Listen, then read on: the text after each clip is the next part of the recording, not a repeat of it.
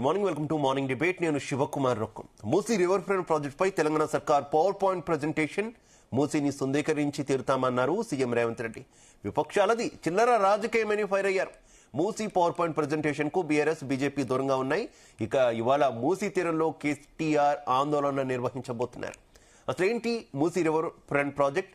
ఇక నిన్న ఇచ్చినటువంటి పవర్ పాయింట్ ప్రెజెంటేషన్ తర్వాత విపక్షాలు శాంతించాయా, లేదంటే వారి అభిప్రాయం ఏంటి? తదితర అంశాలకు సంబంధించి వాటి డిబేట్లో మనం చర్చించబోతున్నాం. నాతో పాటు డిబేట్లో పాల్పంచుకుంటున్నారు భారతీయ జనతా పార్టీ నాయకులు రామరెడ్డి గారు, అలాగే బీఆర్ఎస్ పార్టీ నుంచి సుమిత్రానంద్ గారు, మరి కాసేపట్లోనే కాంగ్రెస్ పార్టీ నుంచి కత్తి వెంకటస్వామి గారు జాయిన్ అవుతారు. ఇక ఎనలిస్ట్ జయరామ్ గారు కూడా మనతో పాటు కాసేపట్లోనే జాయిన్ కాబోతున్నారు.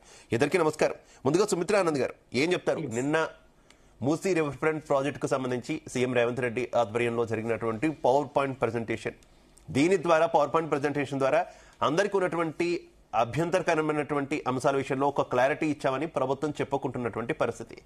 మీకు ఏమైనా క్లారిటీ వచ్చిందా? నమస్తే అండి శివకుమార్ గారు, మీకు రామరెడ్డి గారికి, ప్యానెల్లో జాయిన్ అవ్వబోతున్నటువంటి పార్టీల ప్రతినిధి కాంగ్రెస్ పార్టీ ప్రతినిధి వెంకటస్వామి గారికి, జీ తెలుగు న్యూస్ వీక్షకులకు అందరికీ నమస్తే, శుభోదయం. శుభోదయం అని చెప్పుకునే పరిస్థితులు తెలంగాణలో అయితే లేవు, కానీ ఆశావాద దృక్పథం ఉంటది కదా. మూసీని ప్రక్షాళన చేయకపోతే భవిష్యత్ తరాలు క్షమించవు అంటారు సీఎం గారు. భవిష్యత్తు తరాల మాట తర్వాత సంగతి. వర్తమానంలో మీరిప్పుడు సమకాలీన సమాజానికి, తెలంగాణకు ప్రస్తుత సీఎం మీరు. ఇప్పుడు తెలంగాణ ప్రజానీకానికి మీరు పడ్డ బాకీలు చెల్లించండి. ఇప్పుడు తెలంగాణ ప్రజానీకానికి ఏం అవసరమో ఆ అవసరాలు తీర్చండి. మీరు ఎన్ని వర్గాలకు బాకీ పడి ఉన్నారు.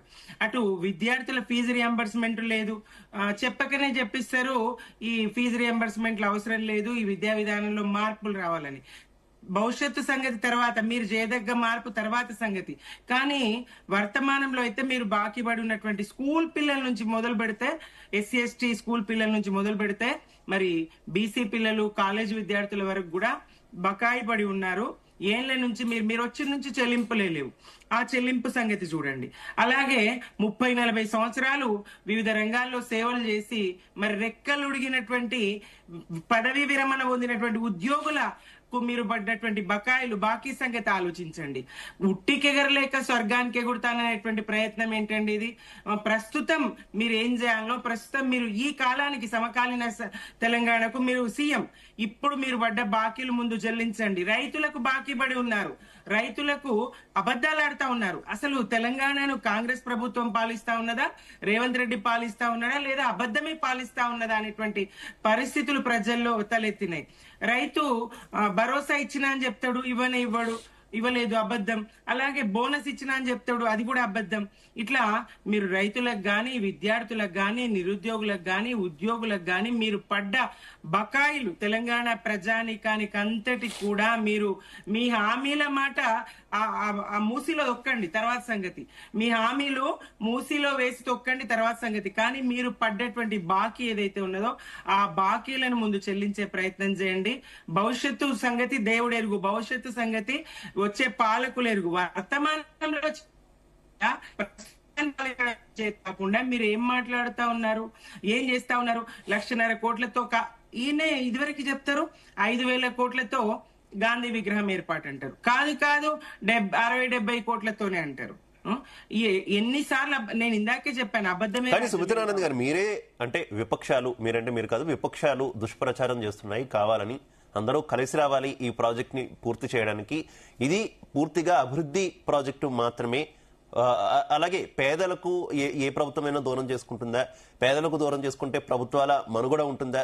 మేమంతా అవివేకులం కాదు అంటూ ముఖ్యమంత్రి చెబుతున్నారు కదా. కేవలం ప్రాజెక్టు, పూర్తి ప్రాజెక్టు వ్యయాన్ని కేవలం గాంధీ విగ్రహానికి మాత్రమే ఆపాదించి విపక్షాలంతా దుష్ప్రచారం చేస్తున్నాయి. 70 కోట్లతో మాత్రం పెట్టేటటువంటి విగ్రహానికి మొత్తం ప్రాజెక్ట్ ఖర్చు అంతా కూడా ఆపాదిస్తున్నారని ముఖ్యమంత్రి అంటున్నారు. ఏమంటారు? మేమన్న మాటలు కాదండి. 5,000 కోట్లని ముఖ్యమంత్రి గారి నోటి నుండే స్వయంగా వచ్చినటువంటి మాట. 1,50,000 కోట్లు అన్నది కూడా మేమన్నది కాదండి, డిపిఆర్ లో చెప్పింది కాదండి, ముఖ్యమంత్రి గారే చెప్పినటువంటి, స్వయంగా ఆయన నోటితో వచ్చినటువంటి మాట. ప్రజల మా మాట మంత్రి గారు చెప్పినటువంటి మాటనే. ఇంకోటి, చేయాల్సినటువంటి అనేక పనులుండగా ఇది ప్రత్యేకించి హైదరాబాద్ కి ఎప్పటి గురించో 2047 అంటారు, ఎప్పటి గురించో ఈయన మాట్లాడుతూ ఉంటారు. ఇది సమంజసం కాదు కదా. ఇది వరకు మీరు కూల్చినటువంటి ఇండ్లకు మరి మీరు ఏం కాంపెన్సేషన్ ఇచ్చారు? రూల్ ప్రకారం, చట్ట ప్రకారం మరి నిర్వాసితులకు మీరు కల్పించాల్సినటువంటి వసతులు కల్పించారా? వాళ్ళకు నిర్మించి ఇవ్వాల్సినటువంటి ఇండ్లు ఇచ్చారా? కేవలం కొద్ది మందికి మాత్రమే కేసీఆర్ గారి హయాంలో కేసీఆర్ గారు నిర్మించినటువంటి డబుల్ బెడ్రూమ్ ఇళ్ళకి తీసుకపోయి మీరు ఉంచిర్రు తప్ప మీరుగా వాళ్ళకి ఏమైనా నిర్మాణాలు చేసినరా? ఇప్పుడు కూడా మీరు నిజంగా చిత్తశుద్ధి ఉంటే ఇప్పుడు వేలాది ఇండ్లు మీరు కూలుస్తామంటుండ్రు. మరి ప్రత్యామ్నాయం ముందు చూపియండి. ముందు ప్రత్యామ్నాయం చూపించిన తర్వాత మరి ఈ కూల్చివేతలు గాని, ఈ అభివృద్ధి గాని చేద్దురు గాని. బఫర్ ఎట్లా మీరు నిర్ణయిస్తారు? మరి ఇంకొక ప్రభుత్వం వచ్చి 200 మీటర్లు అంటదా? ఎవరికి వాళ్ళు ఎప్పటికప్పుడు మారుస్తూ పోవడమా? ఏ లెక్కన కొన్ని చోట్ల నది విస్తరణ తక్కువగా ఉంది, ప్రవాహం ఉన్నది. बना रहे मतलब ज्यादा बनाया तो फिर वेस्ट आता कोई नहीं खाते పరిగణలోకి తీసుకుంటారు. ఎట్లా మీరు దీన్ని తీసుకుంటారు? ఎట్లా మీరు ప్రజలకు న్యాయం చేస్తారు? ఎందుకు ఇప్పుడు అత్యవసరంగా మూసిని మేము ప్రక్షాళన చేయొద్దని మేము అనడం లేదు, శుద్ధ జలాలలో ప్రవహింపజేద్దని మేము అనడం లేదు, మూసి కళని నివారించొద్దని మేము అనడం లేదు. ఇండ్లు కూల్చివేతకు, ఈ అక్రమాలకు మేము వ్యతిరేకం. మీరు చేయాల్సిన పనులు అనేకం ఉన్నాయి. తెలంగాణ సమాజానికి పడ్డటువంటి బాకీలు మీరు ముందు చెల్లించండి. చిన్న పిల్లలు వాళ్ళు మొన్న దసరా సెలవులప్పుడు స్కూలు మేము రానివ్వమని బెస్ట్ అవైలబుల్ స్కూల్ ఆ పిల్లల్ని వాళ్ళు రానివ్వలేదు. స్కూళ్ళు ఎట్లాంటి పరిస్థితి, ఆ తల్లిదండ్రులు ఎలాంటి పరిస్థితులు ఎదుర్కోవాలి? మరి కేవలం 10% వాళ్ళకి ఇచ్చేసి మిగతాదంతా బకాయి అట్లనే పెట్టిండ్రు. మీరు విద్యా వ్యవస్థను భ్రష్టు పట్టించే ప్రయత్నం చేస్తారు, వ్యవసాయ రంగాన్ని భ్రష్టు పట్టించే ఓకే సుమిత్రానంద్ గారు, రైట్. సమస్త తెలంగాణ